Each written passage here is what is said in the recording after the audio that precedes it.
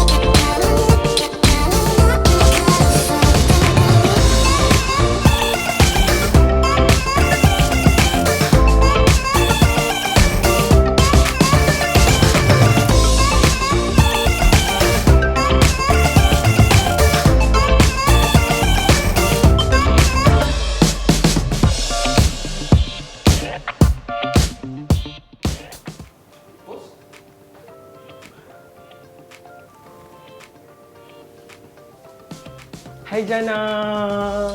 Rah. Hai. Buat apa kat sini? Sihat ke? Sihat, Alhamdulillah.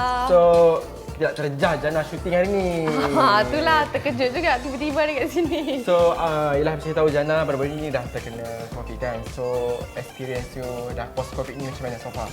Okey, so far kuat makan. Serius Tak ada.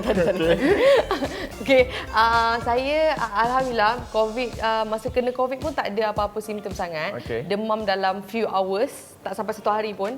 Lepas tu sakit tekak je lah, sakit tekak 6 hari. Tapi sakit tekak dia sangat-sangat perit lah. So nak bagi tahu jugalah kat orang ramai yang COVID ni taklah seronok. Walaupun ada orang cakap, tak apa COVID tu light-light je. Tapi tak, dia punya sakit tekak tu macam kena toreh pisau rasa dia. Walaupunlah badan tak macam lemah, tapi sakit tekak tu memang perit lah. So, macam Jana ada tak macam rasa akan menjangka yang akan terkena juga? Sebenarnya, saya dah 2 tahun tak pernah kena tau kan. Sepanjang yang kes banyak-banyak sebelum ni tak pernah kena. So, baru-baru ni awal tahun saya cakap dengan quite few people lah, saya cakap macam saya tak pernah kena walaupun dah 2 tahun. Rasa macam hebat kan. Riak. Lepas tu kena pada muka kau. So maksudnya kat sini kalau yang mana yang tak kena tu masih bernasib baik, teruskan menjaga SOP dan jangan riak. Okey, so masih tahu baru-baru ni Jana ada keluarkan lagu single baru, Gatal kan, dan popular dia sampai ke luar Malaysia lagi. Macam ni Gatal? Jangan, saya melantah. Okay. So, Jana boleh share sikit lah. Okey, satu single terbaru saya Gatal ni saya keluarkan selepas hampir 5 tahun kot saya tak keluarkan lagu. So saya pun tidak expect lah benda ni sampai viral ke seluruh dunia.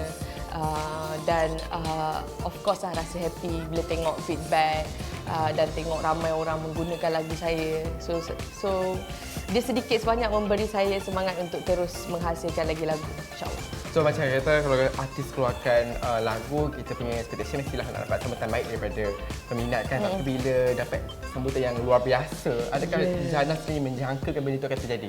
Saya memang tak jangka. Dia bukan peminat je, haters pun ada juga guna lagu saya. Dia macam kemenangan lah. Tak. Saya rasa memang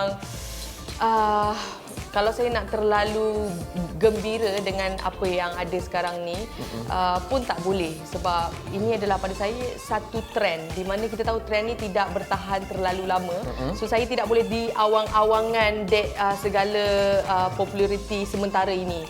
So pada saya kena keep doing the best and keep giving the best, so that orang akan nampak yang pada tahun 2022 ni saya cuba untuk memberikan quality lah instead of quantity. Okey, macam setengah penyanyi bila mendapat kritikan daripada netizen, ada setengah tu macam give up terus, tutup buku. Tapi tidak pada Jana. Macam Jana pernah terima kritikan tapi you still, orang kata bangkit, still juga berusaha untuk dalam nyanyian. So, sebab saya tak macam ni Raf, saya tak meletakkan diri saya sebagai seorang penyanyi yang vokal berkualiti. Saya pun akui kemampuan vokal saya di tahap mana. Pada saya bukan seorang penyanyi, bukan limited kepada seorang pelakon, tapi saya adalah penghibur. Penghibur anda. So dari segi karier seni lakonan juga dan juga pengacaraan Jana juga sekarang macam mana sekarang? Pengacaraan masih berterusan dan saya pun ada dapat offer untuk program. Cuma tak bolehlah saya disclose sebab masih lagi belum ke fasa persetujuan yang seterusnya. Tengoklah kalau jadual tidak ada masalah dan sebagainya, saya akan mengendalikan program terbaru. So dari segi lakonan pula saya akan ada filem selepas raya. Dan untuk bulan puasa saya akan insya-Allah syuting sebuah telemovie untuk company saya. Arahan saya sendiri. So sekarang ni kita dalam proses pre-pro lah. Okay. So program baru tu macam program hiburan juga ke? Macam melodi juga ke? Rahsia. Alah, share lah sikit. Aman tahu kita buat MH Lifestyle ke? Ambil job awak. Okey, jangan letih lah berdiri dah. Duduk lah boleh tak? Jom. Jom.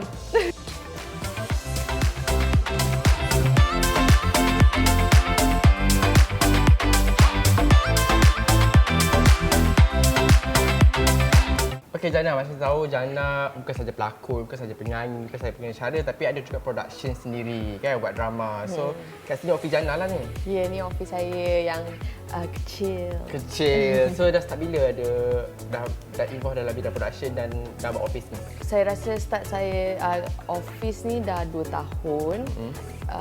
Dan involved in production pun dah 2 tahun lah. Okay. Sebenarnya dah fikir nak buat production dah lama. Cuma sebelum pandemik memang kita tak ada masa untuk rest langsung. Sampai tak ada masa untuk ada time untuk berfikir dengan betul, planning dan sebagainya.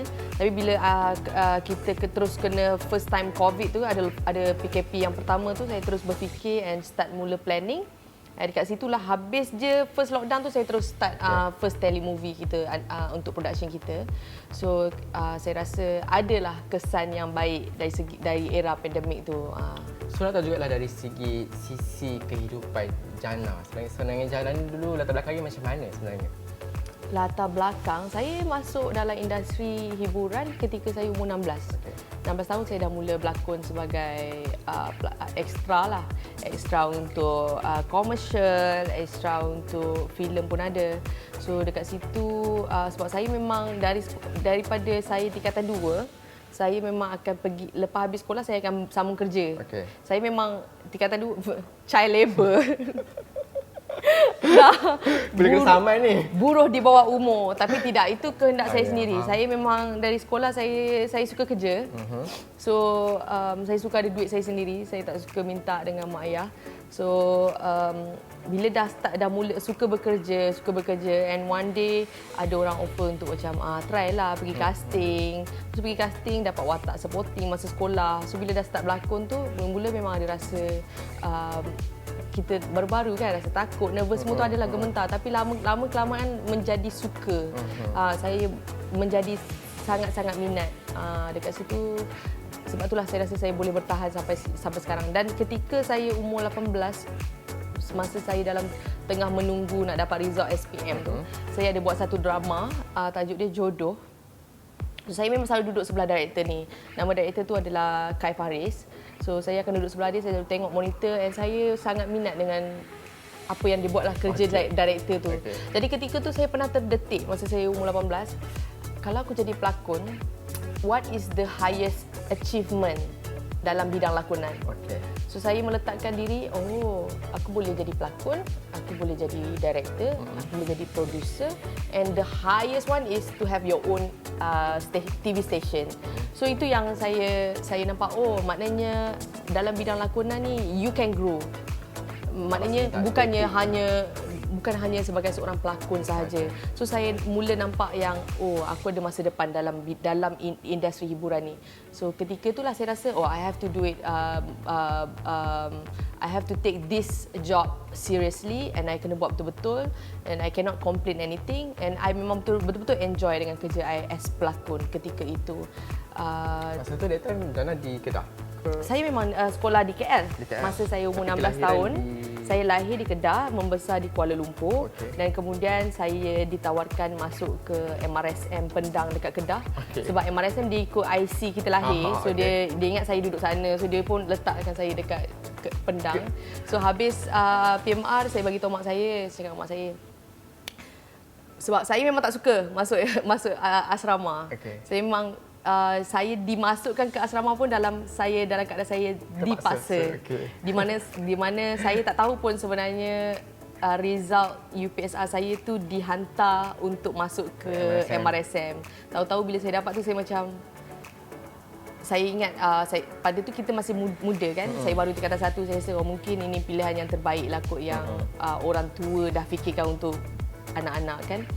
Dan saya pun masuk. Bila masuk tu memang saya rasa sangat-sangat tertekan. Saya rasa ni bukan jiwa saya dalam MRSM ni.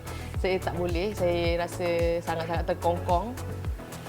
So, saya bagi tahu mak saya, kalau Angah, saya bahasakan diri saya dengan mak saya, Angah, kalau Angah boleh dapat straight A untuk PMR, tolong keluarkan Angah dari sini.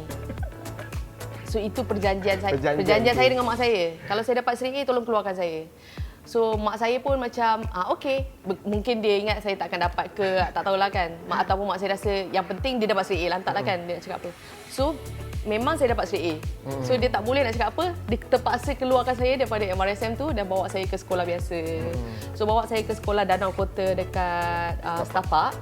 So masa bawa masuk sekolah Danau Kota, cikgu, sebab total sekolah saya, Raf, saya ada 12 sekolah.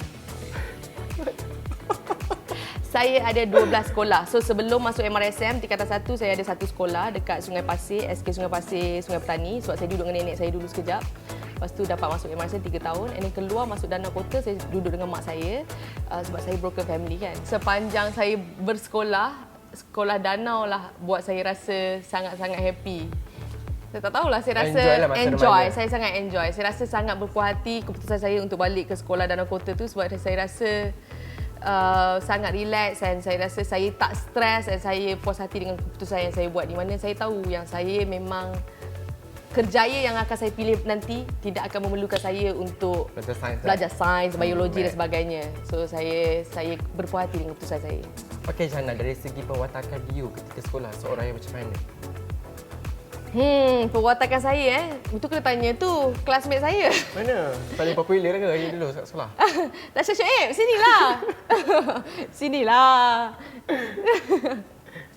Okey, Tasha Shoaib tu merupakan saya punya personal assistant dan juga merupakan classmate saya masa dekat sekolah Danau Kota. Meja sebelah saya. Okay. Sebelah meja saya. So, kalau nak tanya personality saya susahlah kita nak cakap personality sendiri kan. Tapi saya adalah orang yang sangat kasar lah. Ketika sekolah, saya seorang yang sangat kasar, sangat aktif dan boleh dikatakan agak popular. Saya ada 12 sekolah, saya rasa semua sekolah saya pergi saya popular. Saya memang nak kata buat hal tu tidak, tapi tak tahulah orang suka cari hal dengan saya. Selalu gaduh lah. Tak ada. Saya tak gaduh dengan orang. Saya tak tahulah, mungkin saya kasar. Kadang-kadang orang salah tafsir saya punya perangai sebab cara saya bercakap sangat kasar. Kalau sekarang ni mungkin saya agak tone down dan mungkin lebih matang dan lebih bijak. Tapi kalau sekolah dulu memang usia tu muda, memang sangat kasar. Dan ketika waktu sekolah tu memang saya seorang yang sangat defensif. Di mana kalau ada orang kasar sikit dengan saya akan lebih kasar daripada orang tu. So itu cara saya defend diri saya dan itu cara saya lah. Tapi pada ketika sekarang umur semakin saya matang ni, saya rasa adalah lebih baik untuk ignore je orang-orang yang bersifat tidak baik terhadap kita. So adakah rasa macam Jana rasa macam sifat defensif tu timbul dalam diri Jana because of you dilahirkan daripada keluarga yang broken family macam tu? Dilahirkan itu ada mungkin salah satu punca. Dilahirkan dari keluarga yang broken family dan saya tengok mak saya agak teraniaya dan saya rasa sangat reserve sebagai seorang wanita. Saya tak nak tunjuk sifat feminin tu sebab saya kurang kepercayaan terhadap lelaki, di mana saya tahu lelaki ni sangat keras, lelaki lebih bertenaga, lelaki lebih kasar dan lelaki ada power untuk mengasari wanita. Yang saya tahu perempuan ni, saya akui perempuan adalah orang yang sangat lemah dari segi fizikal lah. Tapi tak boleh dinafikan yang mental seorang perempuan tu adalah lebih kuat daripada seorang lelaki. So saya start tu saya rasa raya tak best untuk saya. So mungkin saya akan rasa balik nikmat raya tu bila satu hari nanti saya ada